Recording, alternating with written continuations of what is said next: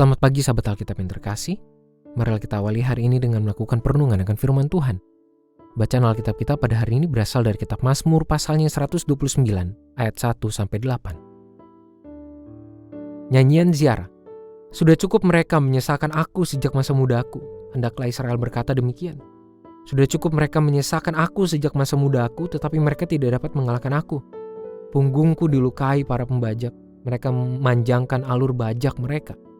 Tetapi Tuhan itu adil. Ia memotong tali-tali orang fasik. Biarlah semua orang yang membenci Sion dipermalukan dan dipukul mundur. Biarlah mereka seperti rumput di atas otoh yang menjadi layu sebelum dicabut, yang tidak digenggam tangan penyabit atau dihimpun oleh penuai. Sehingga orang-orang yang lewat tidak akan berkata, berkat Tuhan atas kamu. Kami memberkati kamu dalam nama Tuhan. Mari kita berandai berada dalam sebuah situasi yang sangat tidak menguntungkan. Anggaplah kita sedang mengantri untuk sebuah produk yang sudah sangat lama kita dambakan dan nantikan tanggal perilisannya. Namun setelah cukup lama mengantri, ternyata kita dinyatakan tidak dapat membeli produk tersebut karena telah kehabisan stok. Selang beberapa waktu kemudian, kita pun mengetahui bahwa ternyata stok produk masih ada di dalam gudang penyimpanan. Namun semuanya sudah dikuasai oleh pihak yang memonopoli proses. Kira-kira respons apa yang akan Anda berikan? Ini hanyalah gambaran imajiner sederhana mengenai sebuah kondisi ketidakadilan yang sangat menjengkelkan, meresahkan, dan merugikan setiap korban di dalamnya. Suasana keadilan juga menjadi tema utama dalam syair Mazmur 129, tepatnya ketika pemazmur mengungkapkan syukur atas perlindungan Tuhan yang merawat bangsa Israel. Di tengah berbagai bentuk kejahatan yang ditujukan kepada mereka dari bangsa-bangsa lainnya, ternyata mereka tetap berada dalam perlindungan dan penuh dengan berkat pemeliharaan Tuhan. Inilah keadilan dari Tuhan yang disadari oleh pemazmur dan patut untuk disyukuri oleh seluruh bangsa Israel.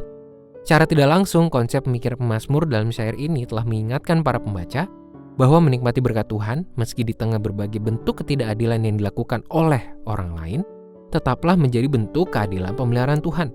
Lebih tepatnya, Tuhan tidak membiarkan umatnya hidup dalam kesemena-menaan manusia dan tidak diperhatikan olehnya.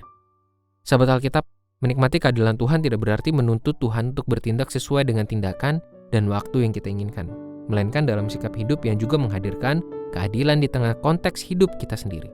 Artinya, dimanapun kita hadir, hendaknya membawa bentuk keadilan yang dapat dirasakan oleh banyak orang, bukan justru menjadi penghambat apalagi perampas keadilan bagi orang yang berhak atasnya. Ingatlah, setiap manusia termasuk kita tentu ingin mengalami keadilan dan tidak berkenan untuk mendapatkan ketidakadilan dari berbagai pihak. Namun kita juga perlu dengan rendah hati, kesadaran diri, dan ketulusan menghadirkan keadilan bagi dunia. Sehingga keadilan Tuhan tidak kita nikmati dalam keegoisan, melainkan dalam kesediaan iman untuk bersaksi di tengah dunia. Marilah kita berdoa. Tuhan, kami percaya bahwa kami hidup dalam pemeliharaan dan keadilan Tuhan. Tolong kami Tuhan untuk juga mampu menjadi pelaku yang menghadirkan keadilan-Mu di tengah konteks kehidupan kami, sehingga banyak orang juga boleh merasakan damai sejahtera Tuhan. Hanya di dalam nama Tuhan kami Yesus Kristus kami berdoa dan menyerahkan kehidupan kami. Amin.